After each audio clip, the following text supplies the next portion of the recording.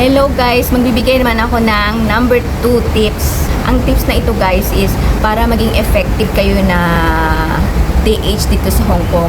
Para yung amo nyo is makontento sa inyong performance. At syempre, magstay kayo sa amo kasi hindi kayo nyo niti-terminate pag kontento yung amo natin sa atin. So, isi-share ko lang din yung mga na-experience ko dito kung paano para naman makatulong din sa mga first timer natin dyan. Kasi pagdating natin talaga sa amo natin guys, first thing talaga na dapat natin gawin is makuha yung loob nila, makuha yung believe nila sa atin para magustuhan tayo kasi uso diba dito yung termination. So, dapat mag-focus. Focus kayo sa trabaho. Alam nyo yun din yung yung kulang sa iba na pagdating mula pang isang buwan or isang buwan pa lang ina-terminate na. Kulang din sila sa focus sa trabaho. So ano ba ang ibig sabihin nun? Ibig sabihin nun guys, dapat alam nyo yung trabahong pinasok nyo. Alam nyo ang gagawin nyo. Ano ang tamang gawin. Alert kayo dapat parati, attentive kayo sa mga alaga nyo, ganun. Example na lang natin yung sa alaga. Kasi 'di ba alaga talaga dito yung priority. So dapat yung focus nyo andun. Alam nyo kung anong ipapakain nyo sa alaga nyo. Dapat alam nyo kung anong oras yung alaga, yung schedule ng alaga nyo. Hindi talaga yan pwede guys nakalimutan yung schedule nila. Kung anong oras sila sunduin, kung anong oras sila ihatid, yung mga ganun. Kung anong oras sila pinapakain. Tulad yan, pinapakain ng breakfast, lunch, may merienda yan sila guys, may dinner. So dapat alam nyo yan.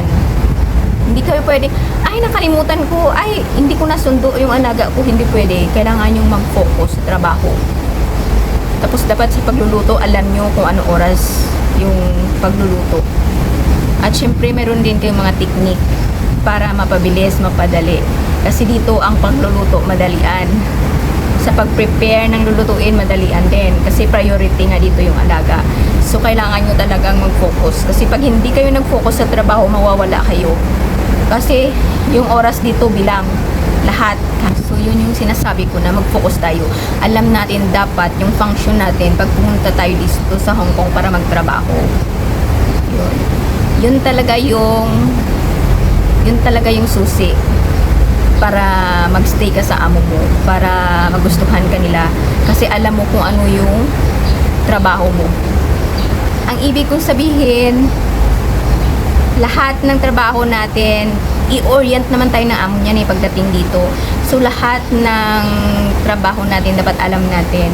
Huwag nating kalimutan, huwag tayong magpa-distract kung ano yung may mga problema tayo or may iba tayong ginagawa. Hindi yun dapat dahilan para makalimutan natin yung trabaho natin o hindi natin magawa yung trabaho natin.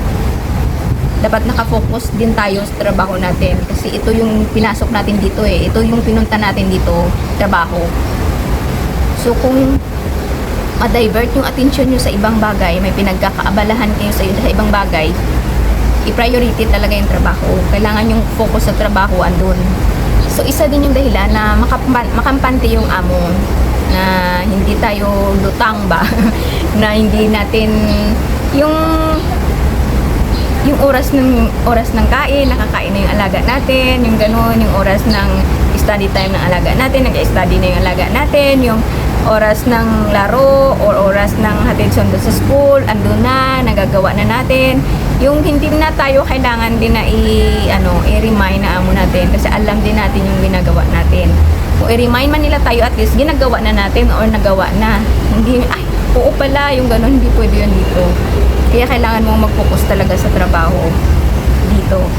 So, yun talaga yung number 1, mag-focus.